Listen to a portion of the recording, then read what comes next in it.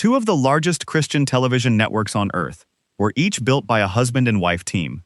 Two of those networks were each handed down to a firstborn son, who was groomed for years to lead. And in both networks, that son ended up out, pushed off the board, cut off from the family business, and turned into the very whistleblower his own mother's ministry now calls a liar. This is not a coincidence. This is a pattern. And today, we're laying Trinity Broadcasting Network and Daystar Television Network side by side, because what happened to Paul Crouch Jr. from 2006 through 2011 is piece by piece happening to Jonathan Lamb right now. Trinity Broadcasting Network was founded in 1973 by Paul and Jan Crouch. It grew into the largest religious television network in the world, at its peak reporting net assets north of $800 million. Daystar Television Network was founded 20 years later, in 1993, by Marcus and Joni Lamb, and it followed almost the identical blueprint. A husband and wife founding team, a prosperity-adjacent brand of faith television, a global reach into hundreds of countries, and a family that treated the network less like a ministry board and more like a private inheritance. In both networks, the firstborn son was raised inside the machine. Paul Crouch Jr. served as TBN's vice president and chief of staff, hosting the network's flagship program, Praise the Lord, and building out its digital arm, TBN. Jonathan Lamb rose to vice president at Daystar, under his father Marcus. And, just like Paul Crouch Jr., he wasn't just an executive behind the scenes. Jonathan and his wife Susie were also on-air hosts at Daystar, part of the family's on-camera presence for the network. After Marcus Lamb's death from COVID-19 in 2021, Jonathan was positioned, by most outside observers and by his own account, as the natural successor to lead the network his parents built. Neither son got the crown, and the reasons both of them lost it are disturbingly similar. At TBN, the reckoning came through the courts. In 2017, an Orange County jury found the late Jan Crouch partly liable for how she handled her teenage granddaughter Cara Crouch's allegation that she was SA'd by a TBN employee at a 2006 telethon.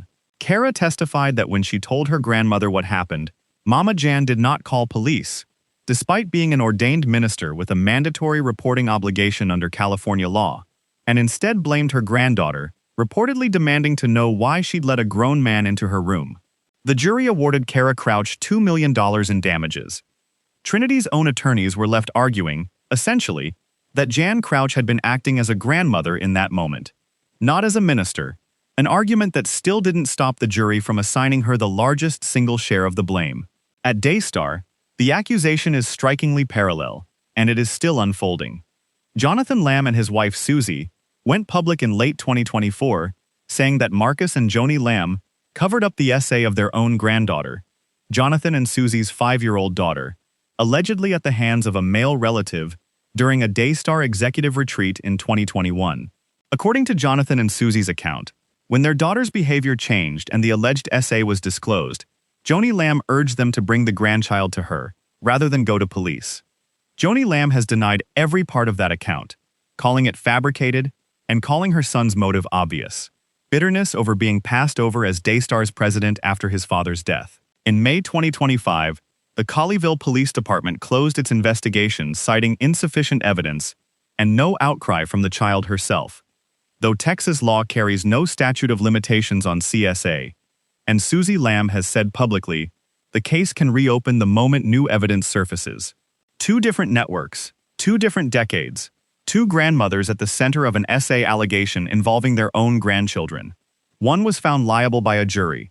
The other has never been charged and denies it outright. But the shape of the story, a young one, a cover-up allegation, a mother protecting the ministry's image, and a son who wouldn't stay quiet, is the same shape twice. SA allegations rarely travel alone in these stories. They travel with money. At TBN, it was Paul Crouch Jr.'s own daughter, Brittany Crouch Coper, who blew the whistle. As TBN's finance director, Coper alleged her grandparents had funneled as much as $50 million in charitable assets into personal spending: mansions in 3 states, private jets, and reportedly even a $100,000 mobile home built for Jan Crouch's dogs. TBN denied it and accused her of running a smear campaign. Coper was fired. So was her husband. So, ultimately, was her father, Paul Crouch Jr., who left TBN not long after his daughter's termination. At Daystar, The financial questions have circled Joni Lamb directly. A $100,000 honeymoon with her second husband Doug Weiss, reportedly charged to a Daystar corporate card before being partially reimbursed. A seven-figure compensation package and 7 properties worth nearly $12 million held in her name. Board member Tom Callender has been named in reporting as the figure who moved to have that honeymoon expense gifted to Joni rather than repaid outright. Once again, it is family members and insiders, not outside regulators, who first surfaced the numbers. And once again, the network's answer has been denial and a counter-accusation that the whistleblower is driven by greed and resentment, not conscience. Here is where the parallel becomes almost eerie. Paul Crouch Jr. was TBN's namesake son, its on-air face, its heir apparent for the digital age. The moment his daughter's allegations threatened the family's control of the network, he was gone, fired, or forced out, depending on whose account you believe. And TBN moved forward without him, eventually into the hands of his brother Matthew Crouch. Jonathan Lamb was Daystar's vice president, the son who, by his own account and by outside observers' expectations, should have been named president after Marcus Lamb's death. That expectation wasn't just assumed. Marcus Lamb had put it in writing. In a documented email, he indicated that in the event both he and Joni passed away, Jonathan was to take over leadership of Daystar. Instead, he says he was removed from the board and placed on a performance improvement plan after refusing to sign a non-disclosure agreement. Joni Lamb tells a different story, that her son was let go after 15 months of documented underperformance, and that his abuse allegations only surfaced after he'd already lost his position. Timing she has publicly framed as retaliation, not revelation. And now, with both Marcus and Joni gone, Jonathan remains on the outside looking in. Daystar's leadership has instead passed to his sister, Rachel Lamb, and her husband, not to the son his father named in writing. Either way, the son who was supposed to inherit the network is now the man Daystar's own statements call a fabricator with a corrupt spirit of greed and power. Both networks had a firstborn son who spent his adult life inside the family ministry. Both networks eventually treated that son's own children's trauma as a threat to be managed, rather than a wound to be healed. And in both cases, the son who once stood to inherit a billion-dollar Christian media empire walked away with nothing but a story, and an institution actively working to discredit him for telling it. We are not here to tell you Jan Crouch's guilt proves Joni Lamb's guilt. A California jury reached a verdict against one grandmother. No court has reached that verdict against the other, and Joni Lamb, until her death this past May, maintained her innocence to the end. That distinction matters, and we're not going to erase it for the sake of a clean story. But here's what doesn't require a verdict to see clearly. 2 of the biggest names in Christian broadcasting were built as family businesses wearing ministry clothing. When a founding couple treats a nonprofit network as a personal estate to be inherited by blood rather than a ministry to be governed by accountability, you don't just risk financial abuse.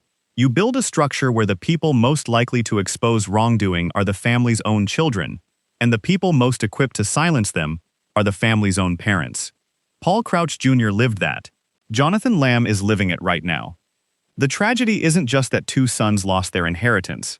It's that in both stories, a child's alleged trauma became collateral damage in a fight over who controls a media empire worth hundreds of millions of dollars. And the institutions built to preach the gospel spent more energy protecting their brand than protecting their own grandchildren. If TBN's story from a decade ago tells us anything, it's this. These fights don't stay buried. Brittany Coper's allegations took years to be vindicated in a courtroom. Jonathan and Susie Lamb say they're still waiting for their day of reckoning. We'll keep following where the evidence leads, not where either family's PR team wants us to look. If this breakdown helped you see the pattern between these 2 networks, make sure you're subscribed, because we are continuing to track the Daystar story as it develops. Drop your thoughts below. Do you think Daystar is heading toward the same reckoning TBN already had?